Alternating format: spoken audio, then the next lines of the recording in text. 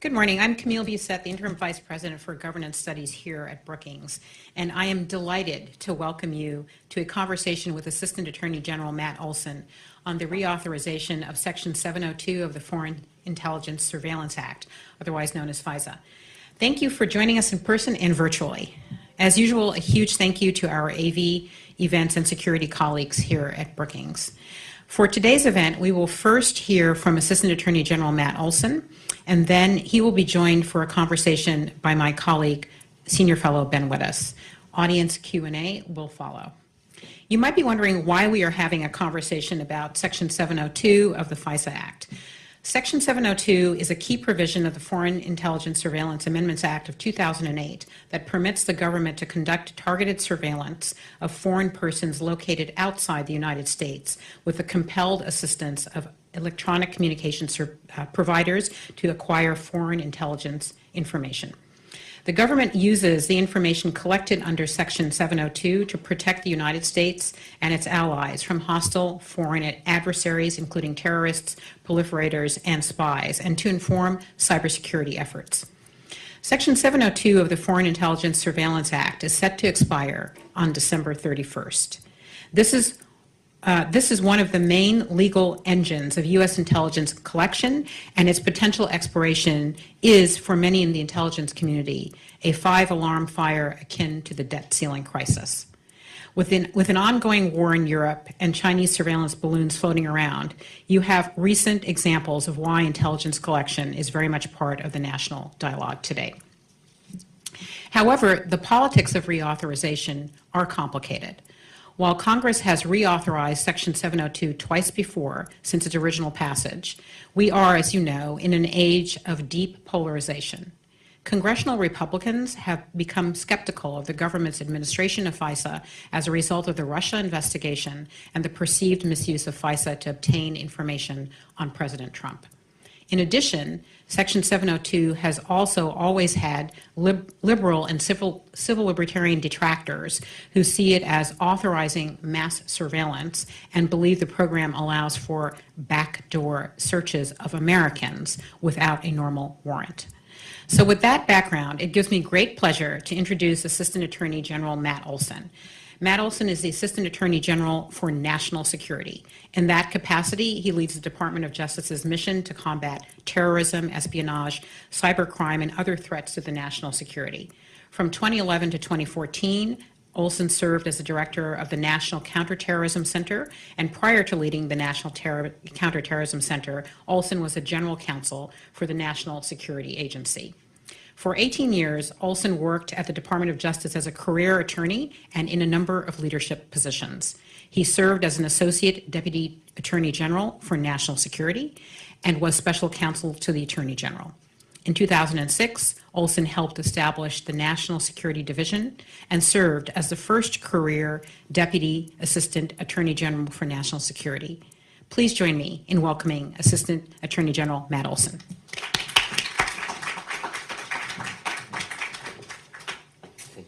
Thank you very much. All right. Thank you very much, Camille, and good morning to everybody. Thanks especially to Brookings for hosting me today, and to my friend Ben Wittes for organizing this event. I'm looking forward to what I know is going to be a lively discussion. I know that we have a number of folks here, and we have a number of folks online joining. So look, as many of you know, the National Security Division, which I lead at the Justice Department, was created in the wake of 9/11. It was created to unify all of the Department of Justice's national security efforts. We investigate spies and terrorists. We go after nation-state threats, those who would bring malign foreign influence to the United States. We enforce sanctions and export control laws, and much more. But the National Security Division is also responsible for the Foreign Intelligence Surveillance Act. We are the lawyers who represent the government before the Foreign Intelligence Surveillance Court, or FISA Court, and we oversee the use of FISA authorities. I've been on this job leading the National Security Division for just about a year. And I've worked in the national security field, as we just heard from Camille, for much of my career. People often ask me what keeps me up at night. And that's usually a hard question to answer. We have so many threats that we face from nation-state adversaries, terrorists, malicious cyber actors. It's hard to pinpoint just one threat. But right now I can say, without hesitation, the answer to that question. What keeps me up at night is thinking about what's going to happen if we do not renew Section 702 of the Foreign Intelligence Surveillance Act. This law will expire at the end of this year if Congress doesn't act to reauthorize it. And if 702 expires or is watered down, the United States will lose absolutely critical insights that we need to protect the country.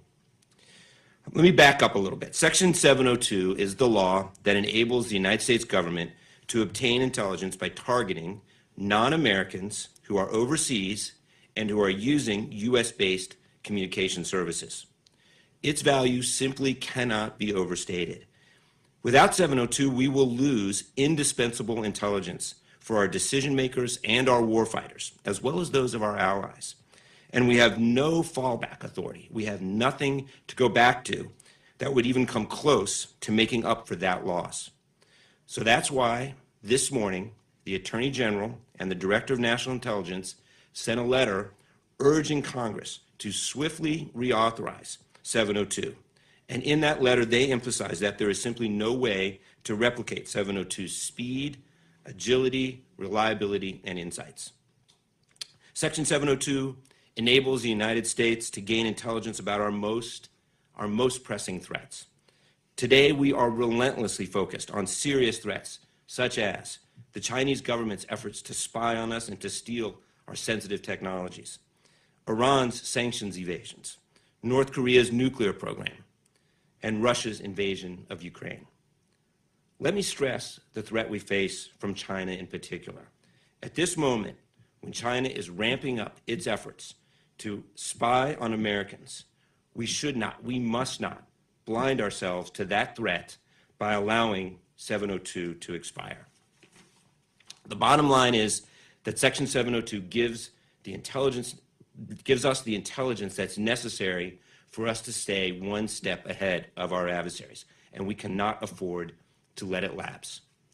So it is time to sound the alarm. We must act with urgency, and that is why I'm here today. So a little bit of background. Both the intelligence and law enforcement communities need to partner with Congress on this, and we must make the case to the American people directly.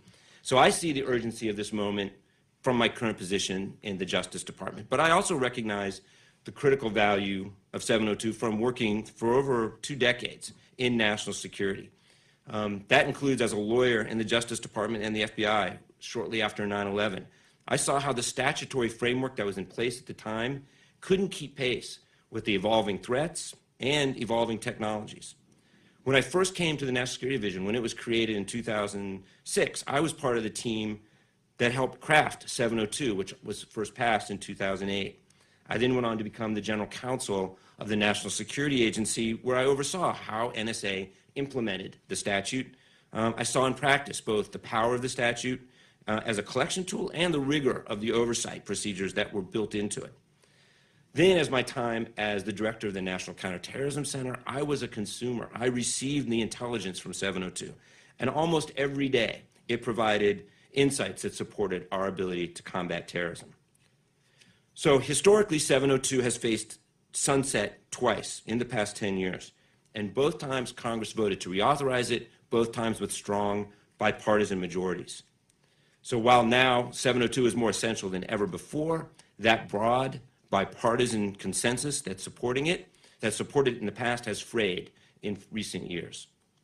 If we are going to preserve this vital tool, it is incumbent on us in the executive branch to do more than just to demonstrate that 702 is immensely important to national security. We also must earn and sustain the trust of the American people and of Congress. And we have to demonstrate how the intelligence and law enforcement communities are striving to uphold the confidence that has been placed in us. All right, so the good news is that at its very core, FISA's privacy and oversight framework is designed to do exactly that, to sustain public confidence through rigorous and regular scrutiny by all 3 branches of government. Going back a little bit, historically, FISA was created to constrain government surveillance activity in response to concerns about surveillance abuses. When Congress enacted the original FISA in 1978 in response to the landmark Church Committee report, it marked the first time that the government's surveillance for foreign intelligence was subject to affirmative judicial review. This was unprecedented, not just in the United States, but anywhere in the world. And in the 45 years since it was enacted, FISA has proven to be remarkably durable. Its basic structure has effectively balanced operational needs with requirements to obtain court authorization and congressional approval. And when necessary, Congress has amended the law to account for changes in technology and to enhance privacy and oversight. So Section 702, now moving forward a bit, 702 was the product of just one such amendment. When FISA was originally passed, I want to talk a little bit about why we adopted Section 702. When FISA was originally passed, Congress intended for the law to regulate surveillance activities conducted within the United States. But with the advent of the internet, and as the technology supporting international communications evolved, FISA's very terms require the government to seek individualized court orders, and to do so even when the target of the collection was a foreign person based overseas. And this situation became increasingly untenable in the aftermath of 9/11 as we ramped up our efforts to dismantle al-Qaeda and disrupt foreign terrorist threats. And I saw this firsthand as an official in the newly created National Security Division. So let me be a little more specific. Here was the problem. NSA would be tracking a possible terrorist located overseas, not a U.S. citizen, not someone located in the United States. But that person also happened to be using a U.S.-based email service provider. And because that provider was in the United States, traditional FISA requirements, the definitions in FISA, meant that we had to establish probable cause that the possible terrorist was an agent of a foreign power before we could get access to those communications. And this just wasn't operationally feasible. Often we didn't know enough about the overseas individual to make that kind of a showing. And even in cases where we could get enough information, the process of obtaining individual court orders, pulling that information together, applying to the FISA court, in every instance took too long, and it often required months of effort. It's simply not something that we could do at operational speed, let alone at the speed required to disrupt a cyber attack. It's not what Congress had intended, and this arrangement actually made no sense as a constitutional matter. Probable cause, as you guys know, is a standard that protects the rights of Americans and others inside this country. The Supreme Court has long held that the Fourth Amendment does not apply to non-U.S. persons who are outside the United States. So we needed to update FISA to reflect this legal and technological reality and the nature of the threats that we face, while still protecting the rights of Americans. And Section 702 was the solution to that problem. And here's the key point. 702 only authorizes intelligence collection targeting non-U.S. persons who are outside the United States. And in such cases, the law provides the legal framework for the government to compel the assistance of U.S. electronic communication service providers. So Section 702 strikes an important balance. The government is not required to obtain court orders for each target, not required to obtain individual court orders. But, and this is critical, the program is subject to judicial oversight and approval. So the FISA court approves and ensures that the collection under 702 is reasonably designed to target only non-U.S. persons overseas, that the program is tailored for specific intelligence needs, and that it is consistent with the Constitution, the Fourth Amendment in particular.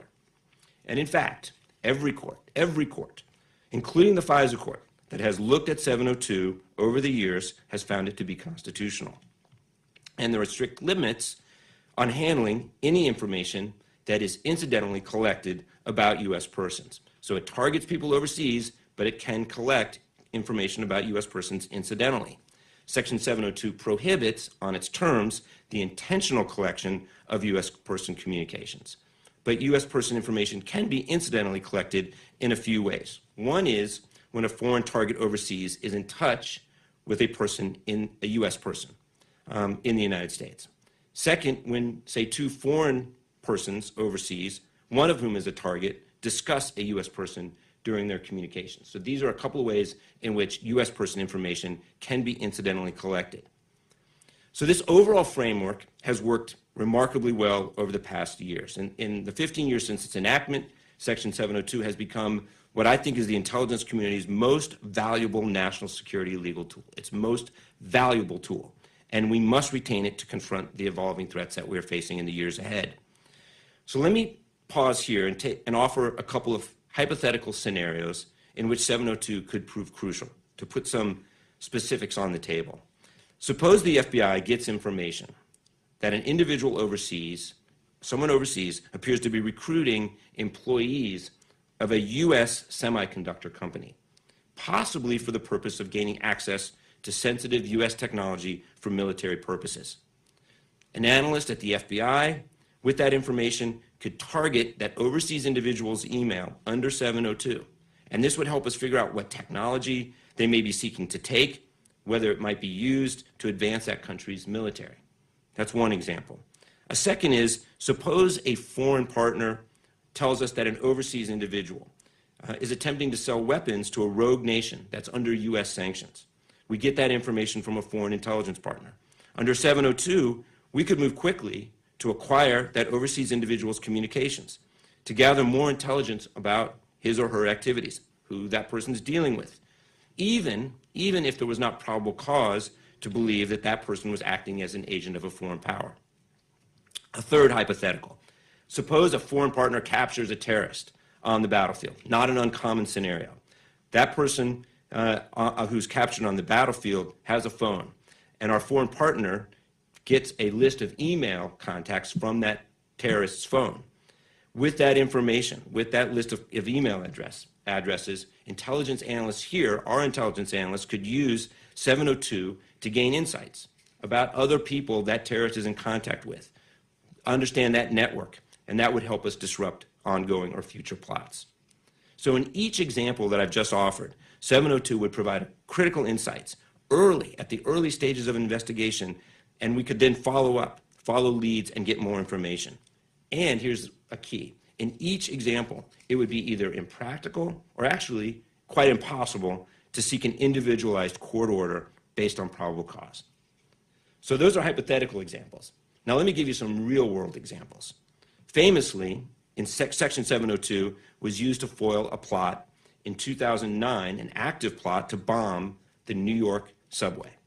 NSA analysts relied on 702 to target an email address used by a suspected al-Qaeda courier in Pakistan, and they discovered a message that was sent by someone in the United States seeking information about how to make explosives.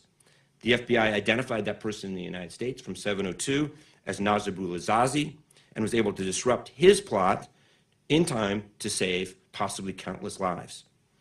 And then, moving forward, just this past summer, 702 collection contributed to the successful operation against Ayman al-Zawahiri, who had served as al-Qaeda's leader since Osama bin Laden's death. 702 has also played a key role in countering threats from China, as well as other countries, Russia, Iran, North Korea. We've used it to identify and disrupt hostile foreign actors' efforts to recruit spies in this country or to send operatives into the United States. And we've relied on 702 to mitigate and prevent foreign ransomware and other cyber attacks on U.S. critical infrastructure. We've also used Section 702 to get information on efforts to evade U.S. sanctions, enabling us to prevent components of weapons of mass destruction from reaching foreign actors and our adversaries. So those are actual, real examples of the way 702 has been used recently and in the past. In short, 702 is a tremendously powerful tool, which makes it all the more critical that we maintain the trust and the confidence of Congress and the American people, and that's the challenge that we face today. So how do we do that? How do we maintain that trust? Well, we build trust through judicial and congressional oversight, as well as through our own oversight and accountability procedures within the executive branch. And we do it as well by being as transparent as we can possibly be about how the law is used and when we make mistakes. Agencies that use Section 702 have internal compliance procedures. DOJ and the Office of the Director of National Intelligence conduct independent oversight to assess a number of things, collection decisions. They review queries. They examine the dissemination of Section 702 information or intelligence that may contain U.S. person information. And they address incidents of noncompliance so that we don't repeat them.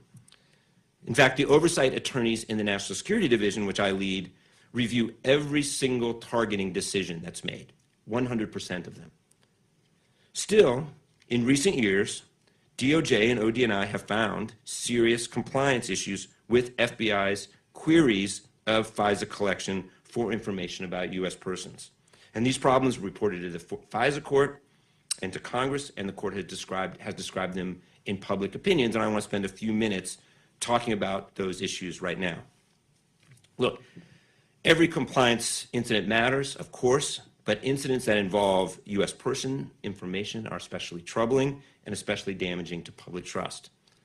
Congress authorized the government, it authorized us to collect foreign intelligence under 702 without obtaining individual court orders, because 702 targets are non-U.S. persons outside the United States. And we've used this tool to collect intelligence because of the need to protect national security.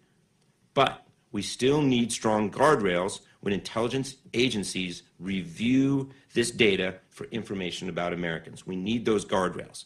To be clear, it is critically important that the government is able to review the data that it collects, to query the data. When we examine 702 information using a query term with a name of a U.S. person, for example, we are trying to identify, in certain cases, U.S. victims of foreign hacking or spying. And that's what lets us warn and protect those individuals. If we are trying to keep Americans if we are to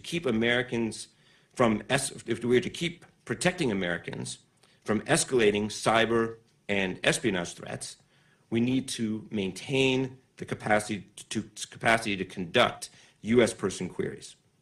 So this is especially true for the FBI, which is responsible for protecting the homeland from national security threats emanating from overseas.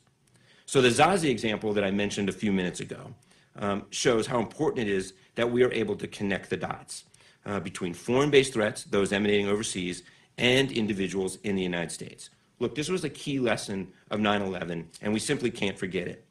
So let me now offer a couple of hypotheticals focusing on the querying of U.S. person identifiers.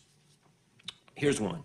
Suppose a Chinese citizen overseas is suspected, based on intelligence reporting, of plotting to assault dissidents living in the United States, dissidents who are speaking out against the PRC government.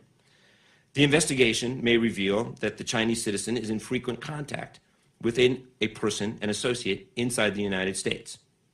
At this very early stage of an investigation, FBI analysts are quite likely to want to query the 702 databases, the information we have that's been collected under Section 702, data that's been lawfully collected using the name of this U.S.-based person.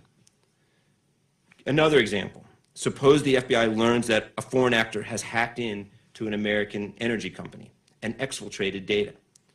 The FBI, again, quite likely is going to want to immediately query its Section 702 holdings using that company's name or other U.S. person information to figure out a number of things: the scope of the breach, what happened to the data, whether there were other U.S. victims. These are all logical and lawful investigative steps. They also directly implicate the rights of Americans, so we need to be exceptionally careful. And unfortunately, in this highly sensitive area, we've made mistakes in recent years that have undermined that core public trust.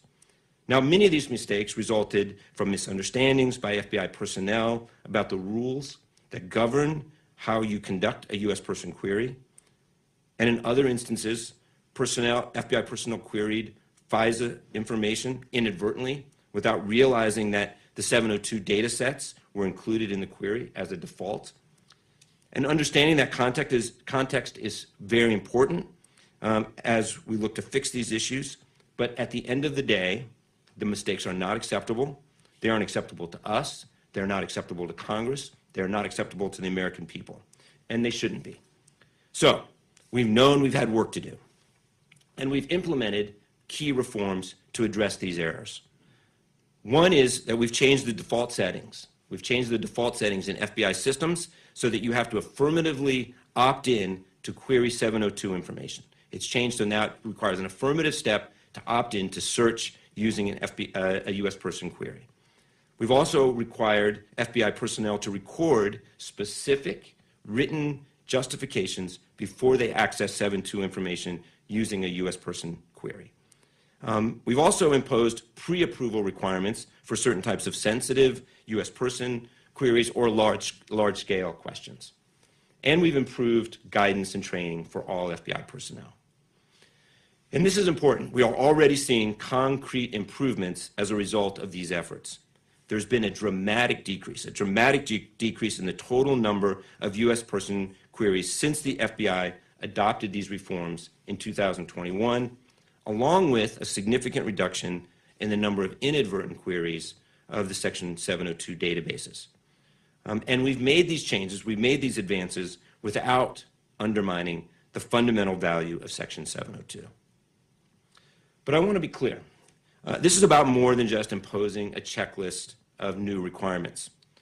Our fundamental task is to ensure that we are building a culture of compliance, a culture that recognizes the harm that's caused by even the smallest mistake. So look, there are going to be mistakes. Any program as complicated as this that involves human beings who are trying to work on tremendously difficult systems under time pressure, we are going to make mistakes. But the reality is that every mistake undermines public trust and confidence in how we use these tools. So here's the key point for me. All of us in these jobs, we need to recognize that the American people are entrusting us with the immense responsibilities of keeping them safe and protecting their liberties. I feel honored by that. I feel the weight of that responsibility, and I know my colleagues in the FBI and across the intelligence community approach their jobs in exactly the same way. Just as we are determined to protect the American people and to defend our Constitution, so too are we determined to be worthy of the trust that's placed in us every day. The stakes are incredibly high. Repressive, authoritarian regimes like China and Russia, Iran, North Korea, they pose a range of threats to our countries and to our allies, while terrorist groups continue to plot violent attacks in secret. And these are not just threats to our safety and security. They are threats to our freedoms, they are threats to our democracy, and they are threats to our fundamental American values here and around the world. So it's against this backdrop that renewing 702 is a national security imperative. It is a national security imperative. That's really beyond dispute. And going forward this year, we share that responsibility with Congress to preserve it. This requires us in the executive branch to be strong partners with Congress and to be as transparent as we can possibly be with the American people. Welcoming hard questions, being open and candid about the mistakes we make, even when we're relentlessly focused on trying to fix them, and fundamentally fulfilling our role as stewards of this public trust. This is what the American people expect, and it's what they deserve. So thank you for being here today. Ben, I look forward to answering your questions and the questions of others. Thank you very much.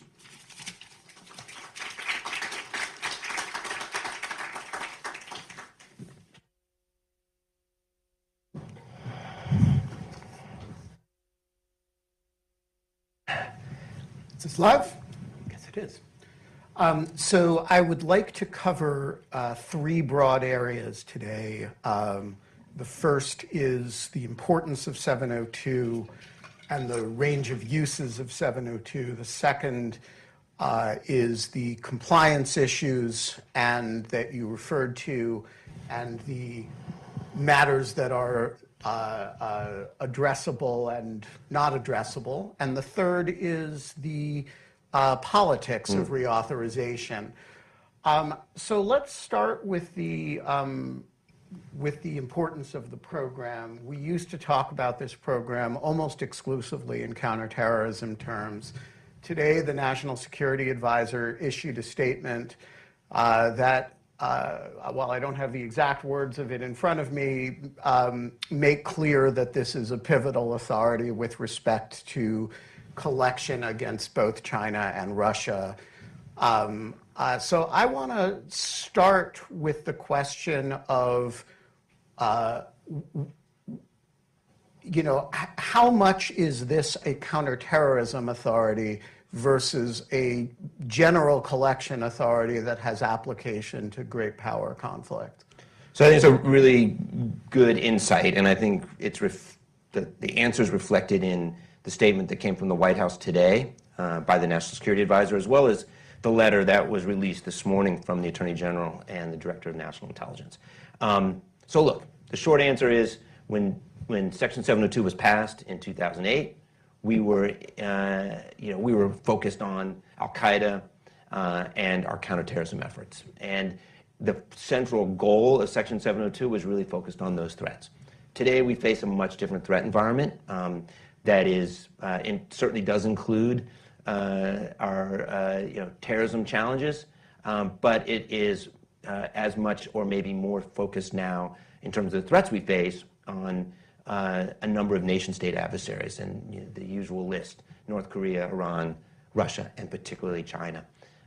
So the good news, I think, is that Section 702 was agnostic as to threats when it was adopted, and it has proven to be extraordinarily valuable now, today, in addressing the wide range of threats we face, because it does focus simply on those who are overseas, who are not U.S. persons, who may have foreign intelligence information. So it has proven to be effective across the board on the range of threats that we face today. And in fact, going forward, we can't necessarily sit here today and predict what we're going to be thinking about 5 years from now when we're sitting in these chairs, but it is built to be adapted to those threats in the future, because it includes, crucially, the speed and agility to move against these various threats.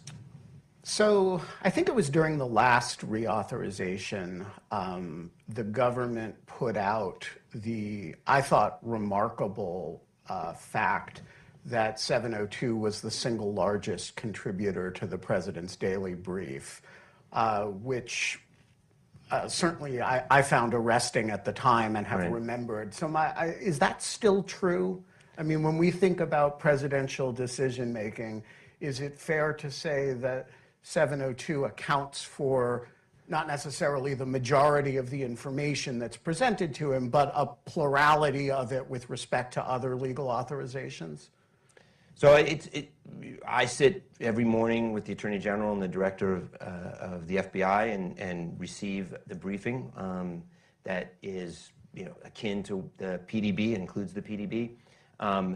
And it is clear to me from that briefing that Section 702 plays a substantial role and contributes significantly to the intelligence that leaders around the community, including the President, receive every day. Whether it's the most important or most significant, I think it's hard to measure that exactly, but it certainly is a critical one. And it strikes me, having served in a number of different roles, that there's no more important legal tool for the collection of critical intelligence. So when we distinguish here between legal tools and other tools, I assume the distinction that you're making is that when we collect based on general 12333 authorities, they're not attributed to a specific law, right? But when you collect under 702, you actually have to invoke 702 to do it. Is that the distinction that you're making? That's the distinction that I make. Now, I think that's a lawyer's way of thinking, but it's certainly the case that when it comes to surveillance collection, 12333 is the basic backdrop of the president's authority. Section 702 is a statutory authority that must be invoked, as you say, in order to rely on it. But then there's obviously a number of, the broad range of ways in which the intelligence community collects information, whether it's through human sources or by sharing from other services. So when I say the most important legal tool, it's because I see it just about every day. I see the collection being used, and we are part of that in the Justice Department, but I see it both being invoked, but also contributing to finished intelligence products that are critical to our understanding of the nature of the threats we face. All right, so I want to ask about some specific state actor collection, and I want to work off of some of the hypotheticals that you used. With respect to China in particular, there have been a number of substantial cybersecurity events that the intelligence community has responded to, major incidents, major investigations. My assumption is that you are saying to us that 702 is central to those operations. Is that fair? Yeah, I'll be just direct. Absolutely. Section 702 is critical to our ability to understand the nature of the cyber attacks that we face on a consistent basis from nation states, whether that's China, Russia, Iran. 702 is one of the key ways that we understand the types of threats we face. And with respect to China in particular, is it fair to say, so the examples that you used involved threats to U.S. intellectual property and technology theft. I assume that was not an accident, that's the hypothetical that you use, because there you have a U.S.-based actor, you have a foreign actor Right. that's attacking that actor. And you often have data being stored in the United States. So these are going to be tricky to collect without recourse to something that lets you get domestic data. That's exactly right. So if you imagine a cyber attack emanating out of China that attacks a U.S. company, for example, whether it's for espionage or for a destructive purpose, right? The elements of Section 702 are it's important to understand how 702 works to understand why it's so useful in that scenario, whether it's China or another country. One is that the attack emanates from overseas. Two, that the victim is in the United States. And three, it's often the case that U.S.-based communication service providers would hold information that would be useful or critical in understanding the nature of that threat. And Section 702 is the single tool that allows us to get access to that. Without Section 702, we simply don't have a means to collect information, certainly not at the speed of a cyber attack, that would allow us to understand it and potentially mitigate it in time. All right, the second country that Jake Sullivan mentioned this morning was Russia. We have had a major set of intelligence successes vis-a-vis Russia, all, I think, involving signals intelligence, which is in the run-up to the Ukraine invasion and after the Ukraine invasion. Just based on the newspapers, we seem to know a lot about Russian intention. And that seems to have played a substantial role in the behavior of the President of the United States, who went out and said, the Ukraine invasion is going to happen, it's going to happen imminently, and put the prestige of the United States on the line. Without asking you to comment on any specific intelligence or operation, is it fair to say that set of that presidential behavior might have been different in the absence of 702, that the quality of the information he received might have been different?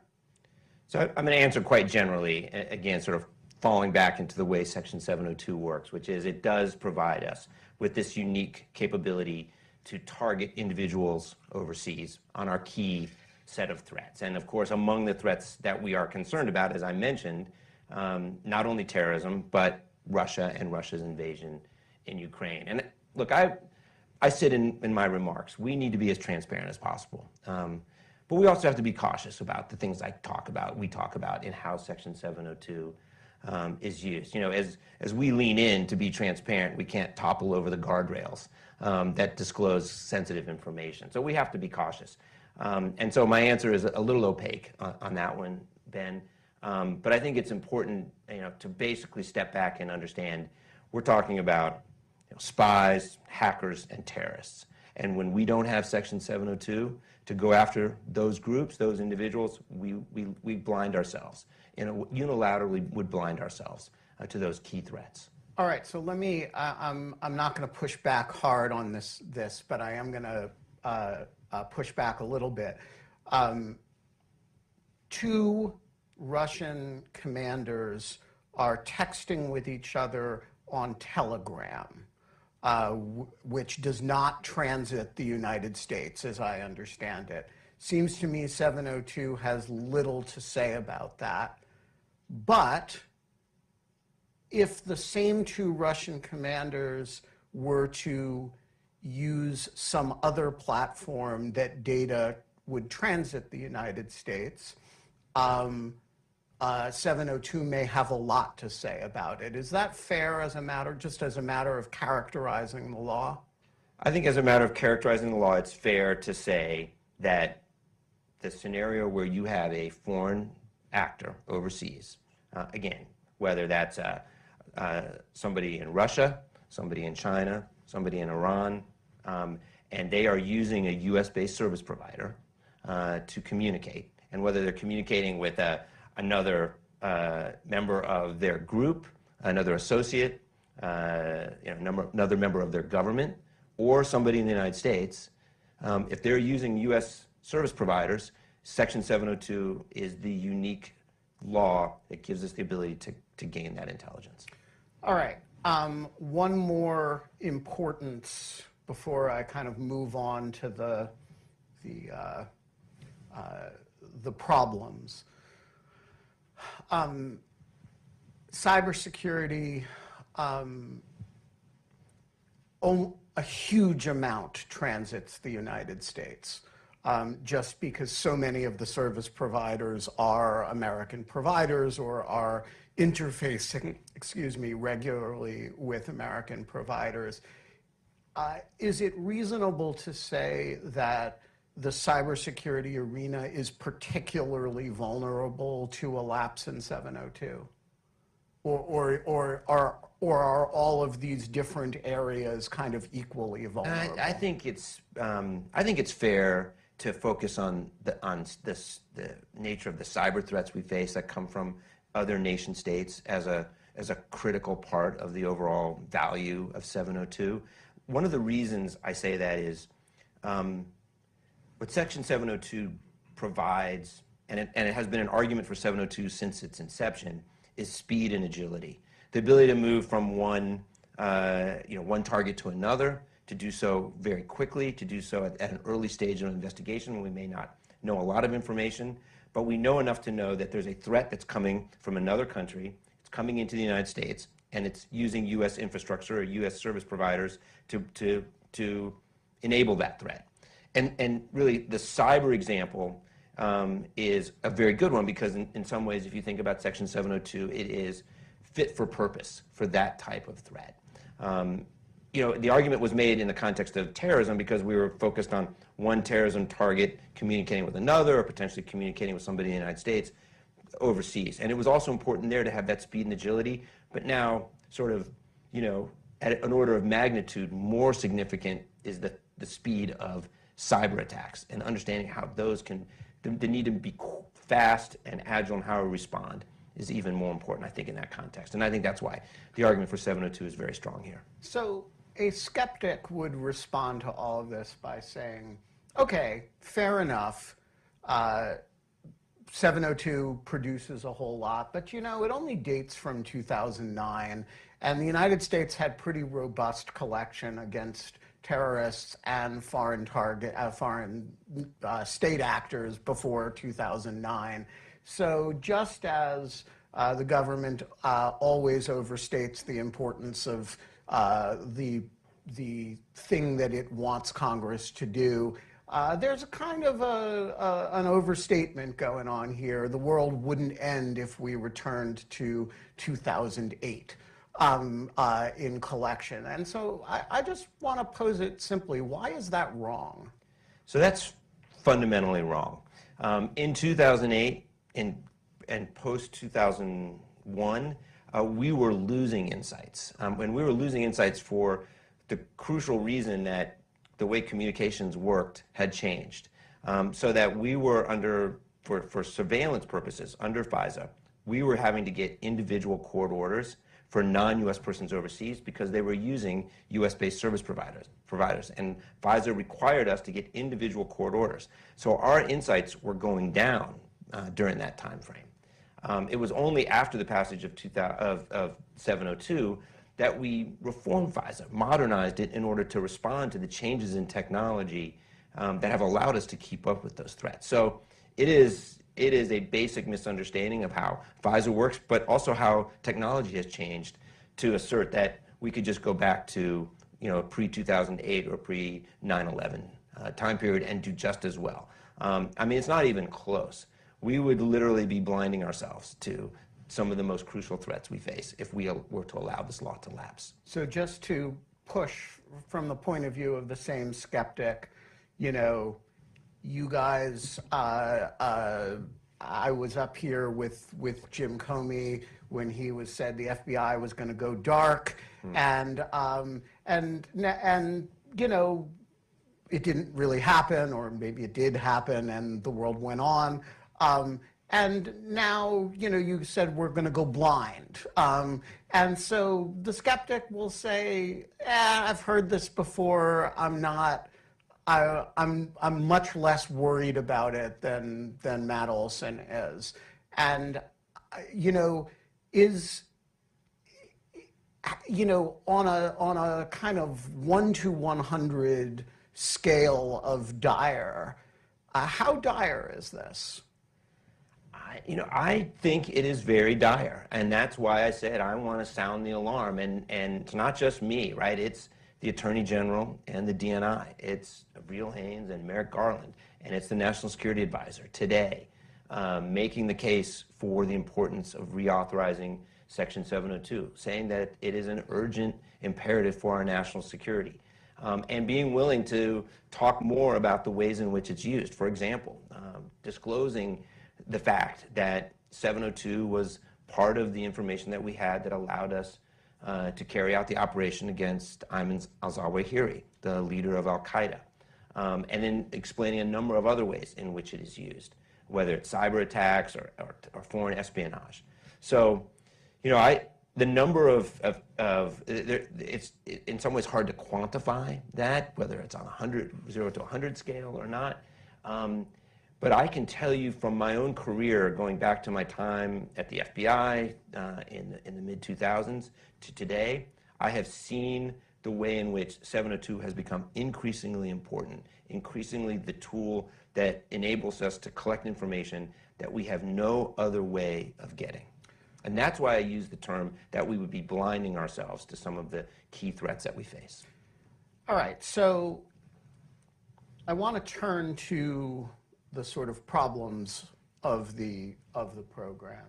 And you know, one of the oddities of this program is that you stress how important it is, and I share your alarm at the possibility of its demise. On the other hand, you also just stood at the program, at the podium, and said proudly that the number of 702 U.S. person queries has dropped dramatically. And that actually coincides with a dramatic decline in the number of Title I FISAs over a long period of time as well.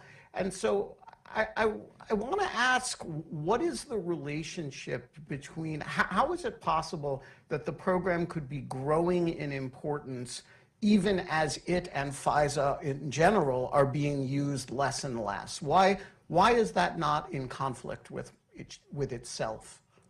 All right, so we ready for a little FISA 101 here with this very astute group? Yes, okay. absolutely. So I think that's a good question, and I think it's important to kind of break it down. So you use the term traditional FISA or Title I of FISA. So when we talk about traditional FISA or Title I, we're talking about FISA as it was originally intended to target people in the United States or U.S. persons here with individual court orders based on probable cause. Section 702, as we've talked about, is a carve-out to that, which allows the government to target people outside the United States who are not U.S. persons without getting those individual court orders. And you're quite right.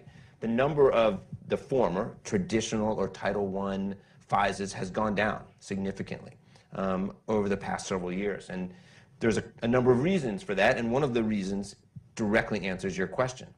One reason is we see fewer counterterrorism targets. That's one of the reasons for the decline. But I think the biggest reason for the decline is that Section 702 has proven to be the more effective and more capable tool and the one of choice for intelligence analysts. So the drop in Title I FISAs is explained in large part by the use of 702 as the better tool, the more agile and more effective tool in conducting intelligence collection when it's available. In other words, when we can use it to target somebody who's outside the United States, who's not a U.S. person. And therefore, we're not having to go to the FISA court in every case to get to show probable cause and get a court order. All right, so that is music to my ears because I listen to that and say, hey, the availability of this less intrusive authority for purposes of a U.S. person whom you're not targeting with it, but is incidentally collected against, minimizes the use of the more intrusive authority where you're actually targeting that U.S. person. But I can see the ACLU's response, on the other hand, which is to say, Matt Olsen just admitted that the government's doing backdoor searches against U.S. persons, piggybacking off of 702, and you see he's just proven what we've always said, which is 702 allows the surveillance that would otherwise be done with Title I FISA, which has a higher standard of review. So I want to ask you, is one of the big traditional left and civil liberties criticisms of 702 is that it enables what they call backdoor surveillance. To what extent is there any validity to that criticism, and if it's not valid, how do you square that with what you just said? Yeah. So I don't think it's a valid criticism. I don't think the term is apt, backdoor surveillance. So yes, Section 702 has been used increasingly, again, to target non-U.S. persons overseas. It expressly prohibits using the tool, using that authority to intentionally target anyone in the United States. So by its terms, it cannot be used in the sense that you're describing as a search for U.S. person information. That said, it is true that there are times when targeting someone overseas will also collect information about a U.S. person. If there's a person overseas who's in touch with me in the United States, and that communication is collected under 702, it will collect, incidentally, my communications as well.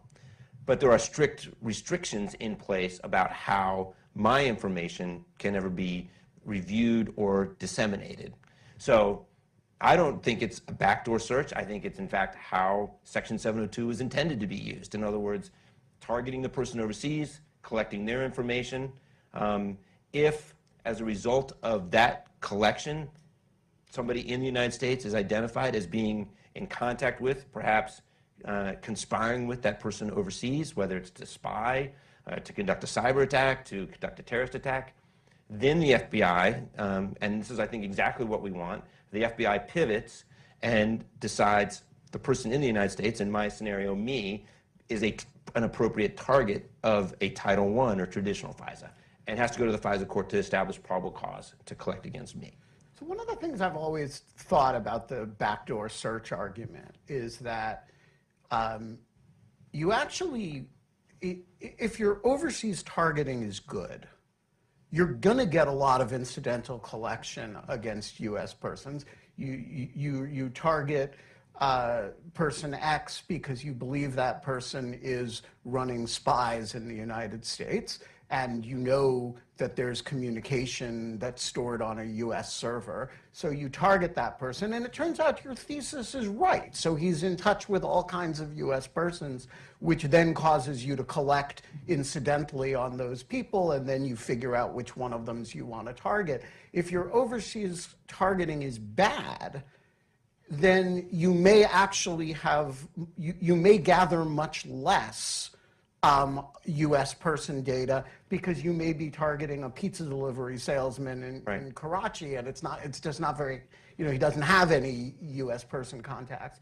And so one of the things that I've always been a little bit concerned about the US person incidental collection is people take the number of US persons collected against as this kind of talismanic sign of civil liberties intrusion. And it seems to me that that may well be wrong. It may be that if you're doing your targeting under 702 well overseas, you end up with more, not less, domestic incidental collection.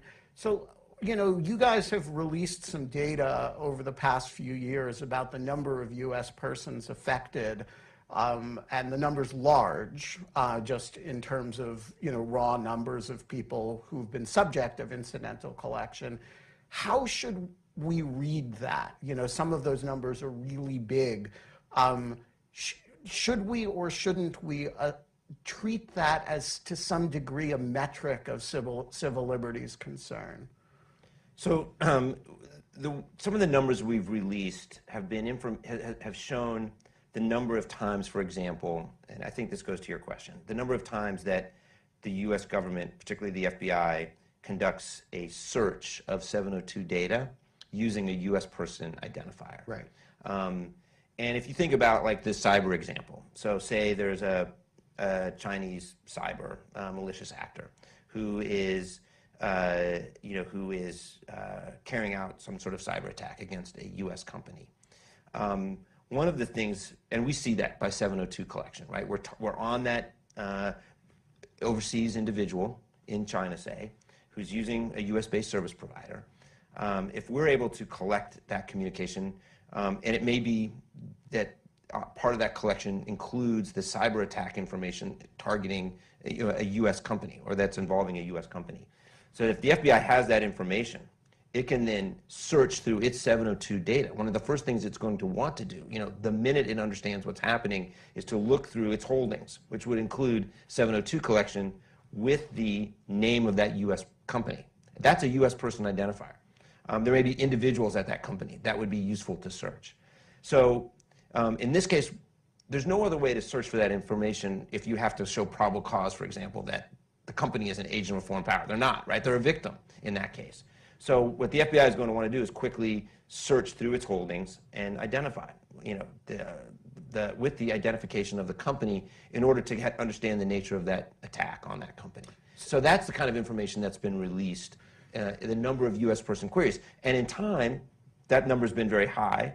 I did say today, and that number has gone down significantly since we've imposed some additional requirements and procedures on the manner in which and the circumstances under which the FBI can search its 702 data. But if you were, again, I don't know that I want that number to come down, right? So if you have an overseas entity that is attacking, that is conducting cyber attacks against US persons, and you've captured, say, a million identifiers of people to whom they've sent malware, you want that. You want to search every one of them. You may have to notify them that they've been the subject of attacks. You may have to, right? It seems to me that there are good protective reasons why the government may engage in, the search of a U.S. person identifier, or may have collected that identifier to begin with, right? And so I guess I'm always concerned when I hear people say, well, there were 1.3 million searches. I think that's the number from 1 year of, and my reaction to that is, yeah, but how many of those were because we were trying to collect on the individual, and how many of them was because we were protecting them from malicious activity. So I tend to agree with you on how I think about this challenge. Not everybody has that same perspective. They see that number and they think it's a large number, and they think backdoor searches or violations of Americans' privacy and civil liberties. I think it's really important to stress that, again, this is information that we're talking about that's been collected under 702, that the FBI is searching with a U.S. person identifier to find connections, and often, as is in the case where the number was so large, was to understand the victims in a cyber attack, who may have been hit. And so, an IP address, for example, can be a U.S. person identifier. So I think it's crucially important that we have that capacity, and we have that capacity to search that data without a higher standard, or certainly going to a court for approval. But look, we also did make mistakes, and I talked about that. And one of the reasons that we made mistakes is that the system was set by default for analysts to search in Section 702 data, even when that wasn't their intended goal, even when they didn't fully explain the nature or the reason for making that search. So that's why, if I could just finish that thought, that's why when I say the number has gone down, I think the number has gone down in a way that is consistent with the actual need to continue to conduct those searches. So I want to turn to the politics of reauthorization, but before I do, I want to ask you about the compliance issues. These are areas where, unlike these metrics discussion, there's no doubt these were mistakes. There's no doubt that they were improper. In some cases, they were inadvertent. In other cases, they reflect gross misconduct on the part of the analysts in question. And they come, there is this long now string dating back to 2010 of major compliance questions where, as best as I can reconstruct, they look like you guys catch the FBI in some misbehavior. You guys report it to the court goes ballistic about it, and the result is a dialogue between the court and the Bureau or the NSA, with you guys as a kind of intermediary and oversight mechanism.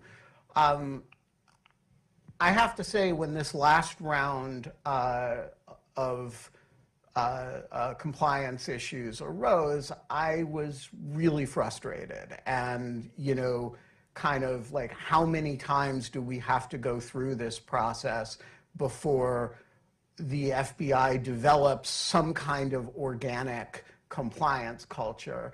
And you're in a weird position here because you represent them before the court, but you also are riding herd over them within the executive branch. Why shouldn't I kind of throw my hands up and say, to hell with the Bureau on this? They just don't seem to learn. So look, we're all in this together. The Department of Justice, the rest of the intelligence community, and we have to get this right.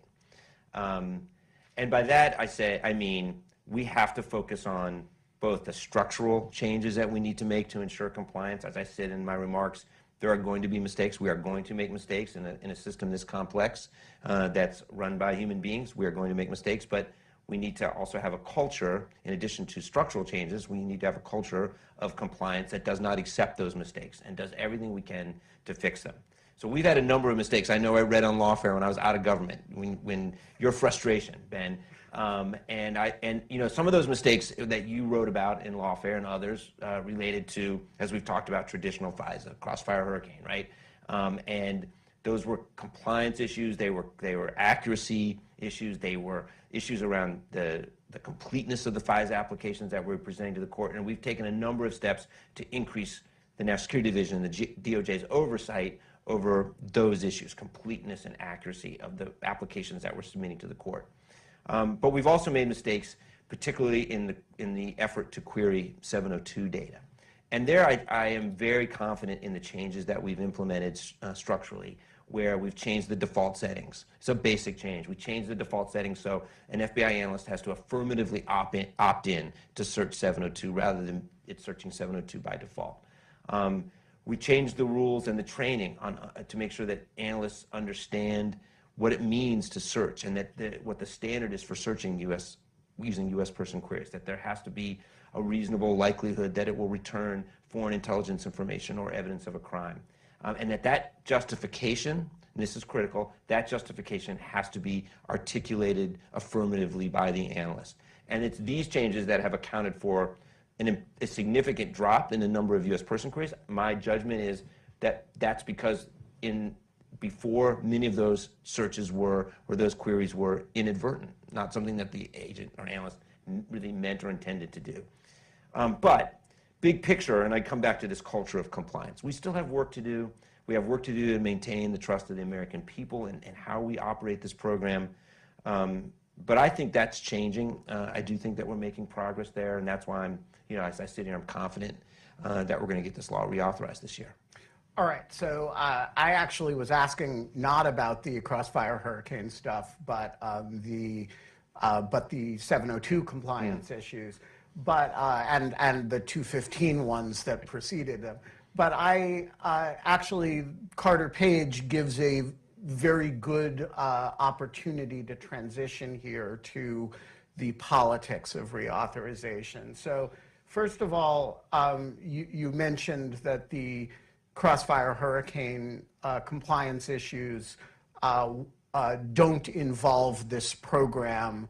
And so in some sense, they're beyond the scope of this discussion. That said, they're not beyond the scope of the discussion because they hugely condition congressional willingness to give you guys or even let you guys keep the authorities that you have. So let's take a moment and pause over Carter Page. And you cannot say the letters FISA in any degree of acronym pronunciation or spelling the whole thing, calling out the entire name of the statute without an intense eruption on Fox News and on the Hill about Donald Trump and spying on campaigns and Carter Page. So first of all, spell out for us very clearly why that is not the issue that we're talking about. When we're not here having a broad conversation about FISA and compliance, we're talking about a specific program. To what extent are any of the issues, other than politically, I'm going to come back to the politics, to what extent is this even related to the conversation about Crossfire Hurricane? So you notice when I talked about those issues from Crossfire Hurricane, I did not make the point that that's not Section 702. And I didn't. No, but I did. You did. But I understand that it's a different part of FISA. It's a different section of FISA. It's a different title. But it is so much part of the challenge that we face. So yes, Crossfire Hurricane, Carter Page, totally separate part of FISA and totally separate types of issues with the ways in which the Department of Justice and the FBI did not comply with the requirements of the statute from 702. But the reason they're so connected, and I don't just say on the politics, I think on the trust question, that those mistakes that we made cost us with the American people and with Congress. And so I don't distinguish between the two in trying to make the case for 702. I think we have to be... So you're okay with Jim Jordan going off about Carter Page when you try to bring up 702?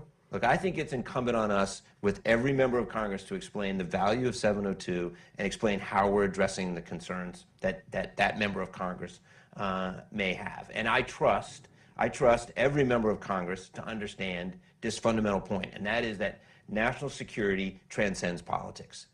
National security is more important than what political party you belong to, and that national security is not a game where we use politics to score points. So I trust that every member of Congress agrees with me on that point, and that when we have this conversation about the value of 702 and the steps we've taken to ensure compliance, it's going to be a good faith, honest conversation we may not agree in the end on the balance, but it's going to be a conversation that's based on putting our national security, first.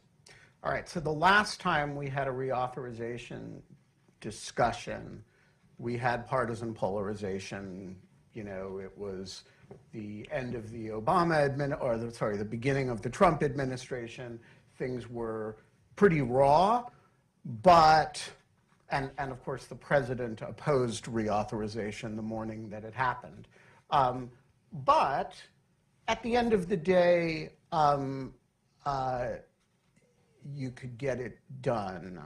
Today, while you are here arguing for reauthorization, there is a select subcommittee devoted to the supposed weaponization of law enforcement and intelligence against conservatives. I don't really understand, not a vote counter, but I don't really understand where the votes come from. It seems to me this is a 70-vote matter in the Senate, and I can't see where the votes come from in the House. And so I'm understanding that you're a national security law and operations guy, not a congressional strategist. I'm going to ask you to be a congressional strategist. What is the coalition that sees this matter the way you do and that is open to the argument that you're making, which is, hey, there's something above our partisan politics, and this is an authority that, with all the warts and compliance issues that we've had, is really important and responsibly run. I don't know that I see 218 votes for that idea. So you're right, I'm not a congressional strategist, but I will say this, and this is drawn on my own experience both as a career government official and as a political appointee. But I go back to Section 702 when it was first authorized, first enacted in 2008. It was not an easy argument to make then. And remember, we were coming to Congress in the aftermath of the terrorist surveillance program, which authorized warrantless surveillance of Americans.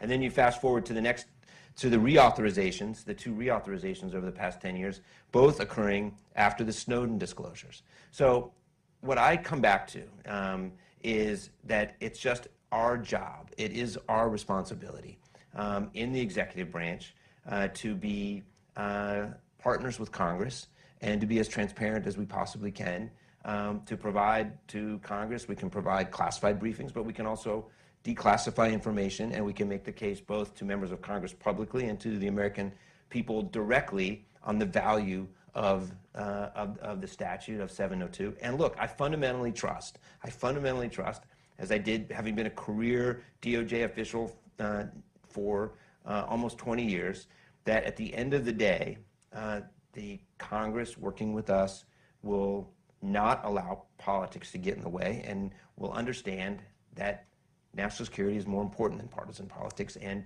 national security transcends partisanship. And it has in the past, in my experience, and I am confident that when we make the case, it will be successful and will prevail again.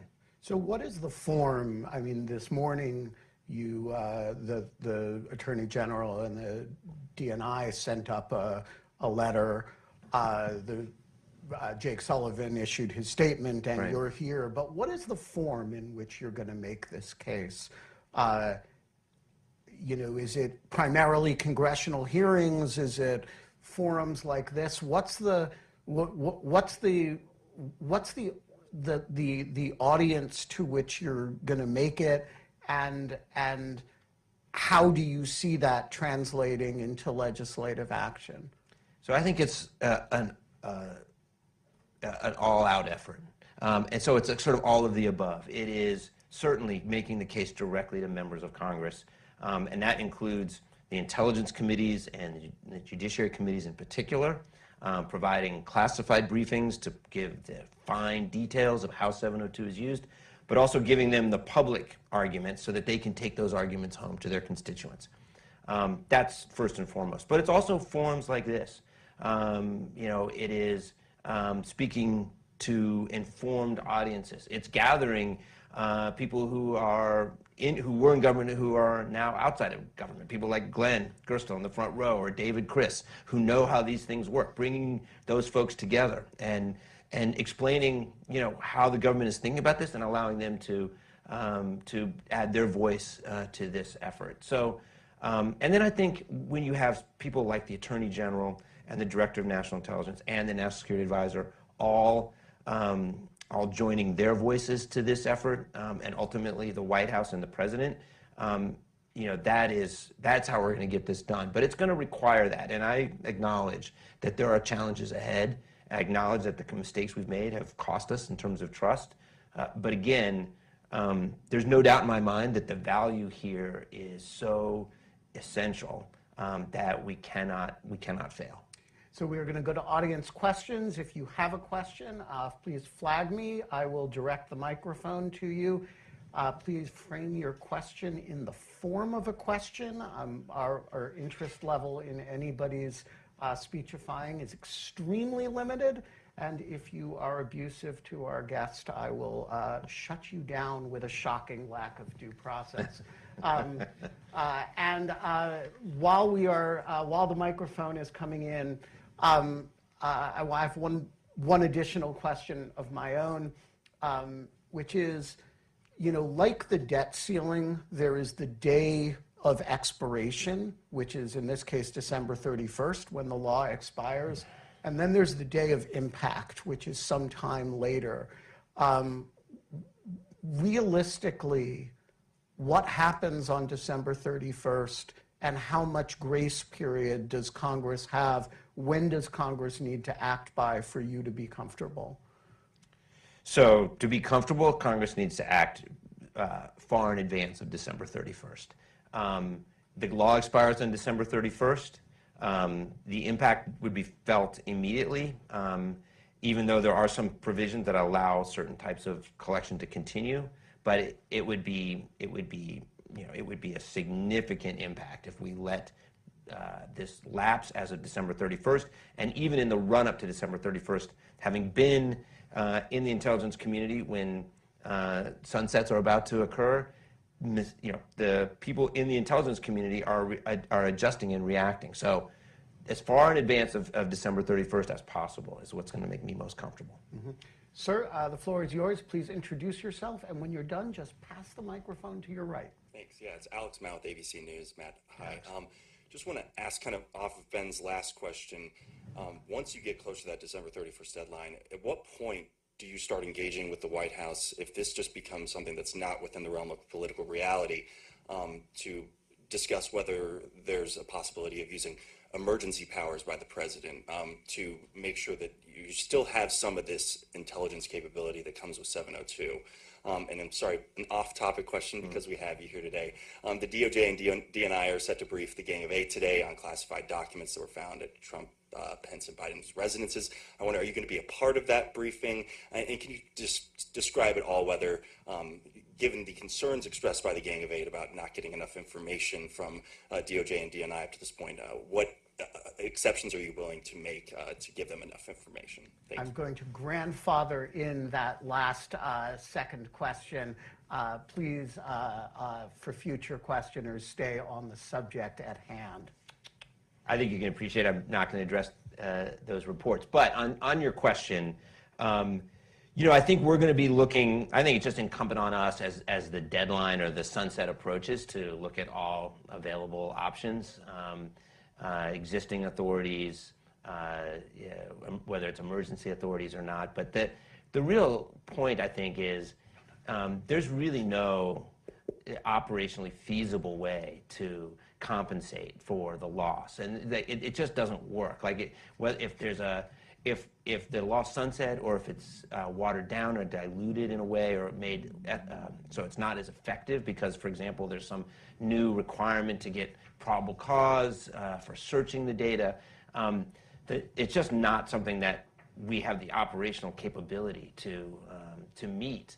So yes, there'll be some contingency planning that will take place, but there shouldn't be any sort of illusion that any plan that we could come up with will even come close to compensating for the loss. Ma'am? Thanks. Hi, I'm Suzanne Smalley with Reuters. I cover cybersecurity and also disinformation. And I wanted to ask about disinformation because I've heard from many people who are experts in it that there are major concerns about Russia, in particular, seizing on this as something to stir up disinformation and division on. And I'm wondering if you've seen that, if you have concerns about it, et cetera. Disinformation about the reauthorization effort in That, particular? or even about the law itself, Right. And its meaning. I mean, just given especially, the history with the Russian investigation. Right. Well, look, I mean, I would say, yeah. So I appreciate the question. I do think it's the kind of issue, that you could imagine that Russia, given its past practice of using mis and disinformation to sow discord in the United States, finding rifts in the American public on this type of issue, you could imagine this would be an area that would be rife for that. I'm not going to comment further about sort of what I've seen or not seen, but I think it's, again, I think for us in the government, the goal here is to be as transparent as we possibly can be, to have the most credible voices that we have, which include the Attorney General and the Director of National Intelligence, talk directly to the American people and to Congress to put out information that is reliable, that is credible, that can be tested, and that, I think, is our best effort, our best way to combat that problem. Sir? Thanks, Ben, and how you doing, Mr. Olsen? Jerry Dunleavy with the Washington Examiner. Given that this is something that I think congressional Republicans are going to bring up quite a bit, can you share your personal feelings on the FBI's use of the Steele dossier to obtain FISA surveillance and the FBI's effort to include it in the intelligence community assessment? And also, this is FISA related, can you confirm that FISA surveillance was obtained against CEFC Energy official Patrick Ho? And given how much you've talked about the significant and particular threat posed by China, I just wondered, a year after your decision to end DOJ's China initiative, if you still stand by that decision, if you could explain it a little bit more. Thanks. Yeah, so obviously I'm not going to talk about any particular FISA, right? And what I can say is with respect to whether we're talking about China and the China initiative or the range of nation states that we currently face threats from, that the way we are using Section 702, as I said to you, Ben, at the beginning, initially it was really focused on counterterrorism. It has now become a critical source of intelligence when we talk about the threats we face from China, Russia, Iran, or North Korea. And we've provided some detail about the nature of those threats and the way Section 702 is used to combat them. So while I can't obviously address any particular use of FISA, whether we're talking about Title I, directly using traditional FISA authorities or Section 702 in particular, other than, for example, Zawahiri, I can tell you that those two authorities together and the way we're using them have proven to be indispensably effective in protecting the country. So Matt mentioned Glenn Gerstle, who is the former general counsel of NSA, and David Criss, who is one of his predecessors at NSD. And we have questions from both of them. So Glenn, the floor is yours. Okay, thank you very much, and thanks to both of you for doing this. It's very important that we have a good, strong public discussion of this vital statute. One of the points, and I wish you could comment on it, Matt, is that is made, and Ben alluded to this when he said, what happens if we don't go ahead with a reauthorization? One of the points that sometimes gets lost is that not only would we lose the actual statutory authority to compel U.S. providers by giving them a court directive to say, hand over this information pursuant to the statute, but also other sections of Title VII are lapsing, and a bunch of other provisions in the various statutory amendments that provide additional information, reporting, et cetera, also goes away. So my understanding is that in one case, we would revert to a situation in which the Attorney General alone could make decisions that now, under the law, require FISA court decisions under other sections. Could you just comment a little bit on why, in many ways, not only are we losing intelligence, but we're also losing some legal safeguards that would fall away? Yeah, it's a really important point, Glenn. I mean, look, the core of and the focus of our conversation is on this Section 702 and those provisions of Title 7 of FISA. But there are other provisions, for example, the one you mentioned, that require the court to approve targeting of a U.S. person who's overseas. Not a non-U.S. person, but a U.S. person overseas, which previously was done under the Attorney General's own authority. Still based on probable cause, but it was an additional protection that was built into the 2008 amendments to FISA that would lapse along with the rest of that particular title of FISA. Look, I mean, I think the big point here is so much of what's happened in intelligence law since in the last 50 years is a reflection of the Church Committee and its report, really landmark study of surveillance abuses. And the lesson there is that we need to have oversight and accountability, and we need to embed in not just the executive branch, but other branches of government, Congress and the intelligence committees, FISA and the FISA court, with authorities to conduct oversight and to ensure accountability. This is the lesson that we carry forward today as now security lawyers and operators. And it is playing out in this debate exactly where if we lose 702, we lose not just the authority to collect, but we lose the accountability mechanisms that were built into the statute, whether it's for U.S. persons overseas or actually for U.S. persons in the United States who may be subject to incidental collection, and all of the oversight that comes with how that information is handled. Those are all embedded in the statute, and they all reflect the lessons that we've learned from the past 50 years going back to church. So David Chris writes in from Seattle, hi, Matt, how will the administration meet the demands of the traditional civil liberties constituencies and the newer concerns on the other side of the political spectrum? And if the solution for both lies ultimately in significantly limiting FBI authorities and access to 702 data, will the administration ultimately make the hard choice to cut off a finger to save the hand? So I'm hoping to have to do no amputations during the course of this reauthorization. David, it's a good question. Look, we're going to work with Congress. I've talked about how we're going to be, it's our responsibility. We're going to do everything we possibly can to partner with Congress. And where there are improvements to the statute that we can make without undermining its fundamental efficacy, I think we're going to be considering those.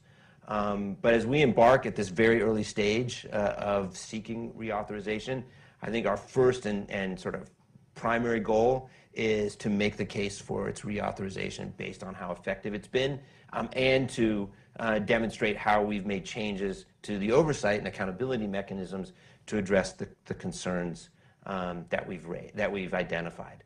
I think David Chris and others who've been around and involved in this business can fully appreciate.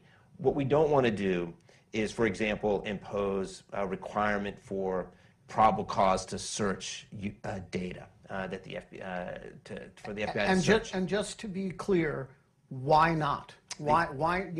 If our ACLU friends were here, they would say, dude, we have a solution to this problem. It's called a warrant requirement. Why is that not good enough? Because think about what we'd be saying.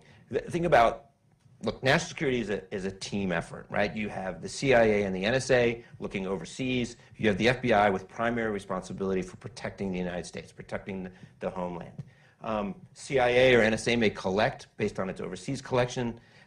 What we absolutely want is the FBI to be able to search through that data without a probable cause requirement. Again, this is lawfully obtained data. If we were to impose a probable cause requirement, we'd be basically going back to sort of a pre-9/11, sort of wall scenario where it is very difficult for the FBI, in many cases impossible, for them to search through lawfully collected data to protect us in the United States. The lesson of 9/11 is that threats that emanate overseas can affect us here at home, sometimes tragically. We do not want to imperil that sort of intelligence sharing or that intelligence sort of agility and speed that allows the FBI to quickly search to identify threats that are in the United States. we are going to leave it there. Please join me in thanking Matt Olsen for joining us today. Thank you, Ben. Thank you, everybody. Thank you.